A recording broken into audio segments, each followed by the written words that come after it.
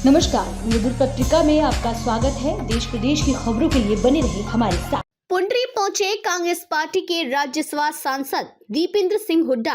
पुंडरी के राहुल गांधी द्वारा कन्याकुमारी से कश्मीर तक की भारत यात्रा में साथ चलने वाले प्रदीप चौधरी के निवास स्थान पर पत्रकारों से रूबरू हुए और बताया कि आज हरियाणा भर में बेरोजगारी अपनी चरम सीमा पर है, इसलिए देश का युवा विदेशों की ओर भाग रहा है। पत्रकारों से बात करते हुए दीपेंद्र हुड्डा ने कहा कि आज जो 5 राज्यों में मतदान हो रहा है, उन सभी राज्यों में कांग्रेस की सरकार आएगी। राज्यसभा सांसद दीपेंद्र सिंह हुड्डा ने हरियाणा की गठबंधन सरकार पर निशाना साधते हुए कहा कि जहरीली शराब और शराब घोटाला कोई पहला मामला नहीं है। इससे पहले भी गत वर्ष सोनीपत में जहरीली शराब पीने से कई लोगों की मौत हो गई थी।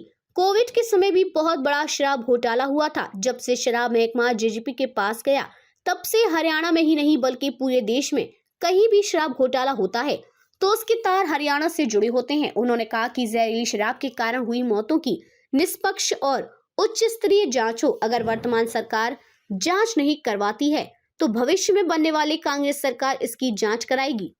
और जेजेपी में गुटबाजी और फिर जेजेपी के अंदर गुटबाजी, ये तो तीन गुटबाजियों का इतने शिकार हो गई सरकार कि ये तो गुटबाजी की पर्यायवाची बन गई बीजेपी जेजेपी सरकार। आपकी बात सी ठीक है, मैंने पहला पार्ट नहीं सुना था मैंने जो है, लेकिन गुटबाजी मैंने सुना, तो ये आपकी बात गुटबाजी, ये तो सरकार में अंतरकलह और गुटबाजी इतनी है, जिस अंतरकलह और गुटबाजी का नुकसान आज प्रदेश को हो रहा है। शिवेंद्र जी, जैसे कि कांग्रेस एससी और बीसी जो वोट बैंक है उसको संगठित करने में लगी है, लेकिन उधर भाजपा ने भी दांव चलते हुए प्रदेश देखिए, ये किसी भी पार्टी के संगठनात्मक कोई फैसला होता है, उस पर हम कोई बीजेपी थोड़ी है कि हम कमेंट करें। बीजेपी की तो आदत है कि वो अपने काम नहीं बताएंगे 9.5 साल में।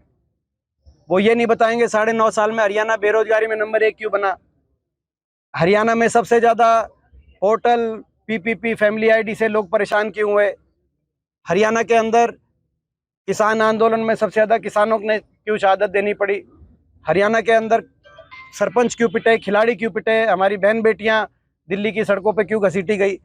हम बीजेपी तो है नहीं कि भाई अपने काम नहीं बताएंगे, केवल ये कहेंगे कि कांग्रेस में गुटबाजी है। हम दूसरी पार्टी के फैसलों पे हम कोई कमेंट नहीं करते हैं। वो हमारे, मैं समझता हूँ उनका अंदरूनी फैसला है, राजनीतिक पार्टी है, राष्ट्रीय स्तर की पार्टी है, वो अपने फैसले लेने पे स्वतंत्र है, हम अपने फैसले लेने के पे स्वतंत्र हैं। लेकिन ये जरूर है, अब ये बीजेपी किसी को बनाए किसी को हटाए, लोगों के मन से हट चुकी है और लोगों ने सत्ता से हटाने का इनका मन बना लिया है। किसी को बनाने हटाने से कोई अंतर पड़ने नहीं वाला है। 2024 चुनावी वर्ष है, तो कांग्रेस को कहा 2024 में मुझे पूरा विश्वास है, हरियाणा प्रदेश में परिवर्तन, लोगों ने परिवर्तन का मन बना लिया है। हरियाणा प्रदेश में हर कोने में एक ही जनभावना है। बीजेपी जेजेपी की ये जो खट्टर दुष्यंत सरकार है जारी है और हुड्डा साहब के नेतृत्व में, उदय भान जी की अध्यक्षता में कांग्रेस पार्टी की सरकार आ रही। दीपेंद्र जी, प्रधानमंत्री जी ने एक रैली के दौरान राहुल गांधी की तरफ इशारा करते हुए कहा मूर्खों का सरकार। देखिए, बहुत कुछ कहने को तो हम भी बहुत कुछ भाषा का प्रयोग कर सकते हैं, लेकिन जो है व्यक्तिगत आरोप और व्यक्तिगत आरोप 9.25 साल की अपनी सरकार के बाद, 9.25 साल में तो उनको कम से कम इस बात पे आना चाहिए था कि जय जवान जय किसान का देश, 750 किसान आंदोलन में मर गए, अपनी कुर्बानियां दे दी। जवान आज अग्निपथ योजना जो है 1/3 जो अग्निवीर भर्ती हुए थे वो वापस आ गए। कुछ अपनी उपलब्धि बताते, कुछ अपनी विफलताओं का जिक्र करते, जो है आज स्थिति ये देश में, मगर वो आज भी जो है केवल